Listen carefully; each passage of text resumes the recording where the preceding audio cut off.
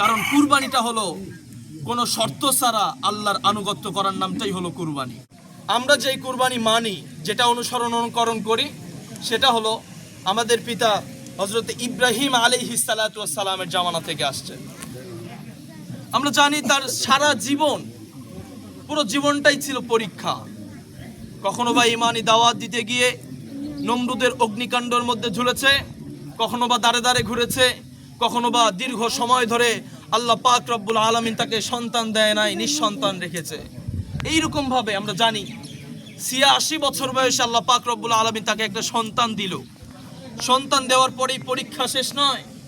দেখেন, সন্তান দেওয়ার পরে আল্লাহ পাক রব্বুল আলামিন বলছে, তোমার সন্তান এবং তোমার স্ত্রীকে পূর্ণ নিবাসনে পাঠিয়ে দাও, যেখানে জনমানবহীন এলাকা, বাড়ি ঘর নাই, মানুষজন নাই, মরুভূমি, ধু মরুভূমি, সেইখানে নির্বাসনে পাঠানোর পরে সামান্য কিছু খাদ্য দিয়ে ওইখানে পাঠালে, খাদ্যটা যখন শেষ হয়ে গেল, ইব্রাহিম আলাইহিস সালাতু ওয়াস সালামের স্ত্রী হাজরা আলাইহিস সালাতু ওয়াস সালাম এবং তার সন্তান ইসমাইল আলাইহিস সালাতু ওয়াস সালাম সেখানে ছিলেন।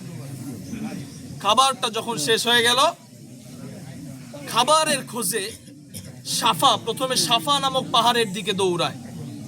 সাফাতে উঠার পরে দেখে সেখানে খাবারের সন্ধান মিলে না। হতাশ হয়ে আবার মারওয়ায় যায়।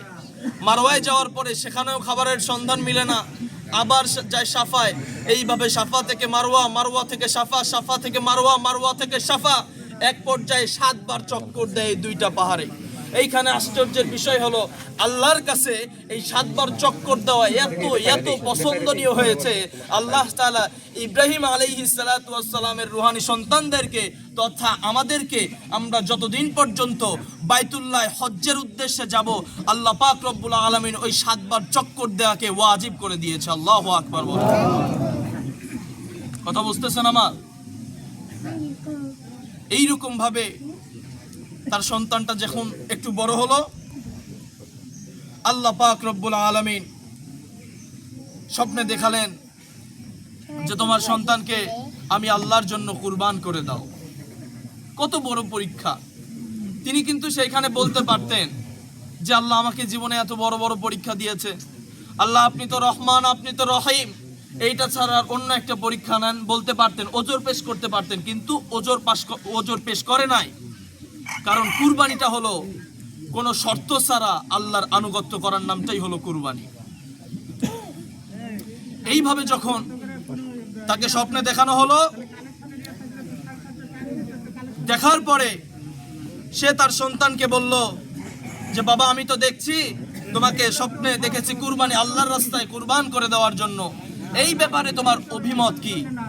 দেখেন তার ছোট্ট সন্তান বলিষ্ঠ কণ্ঠে কত সুন্দর উত্তর দিয়েছে।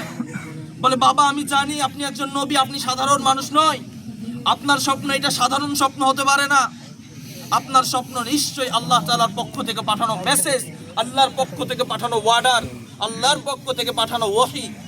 আপনি চাইলে যেই স্বপ্ন দেখেছেন, আপনি আমাকে কুরবান করে আপনার সেই স্বপ্ন আপনি বাস্তবায়ন করতে পারেন। এই ব্যাপারে সদা সর্বদা আমাকে ধৈর্যশীলদের কাতারে পাবেন। আল্লাহু আকবার বলেন।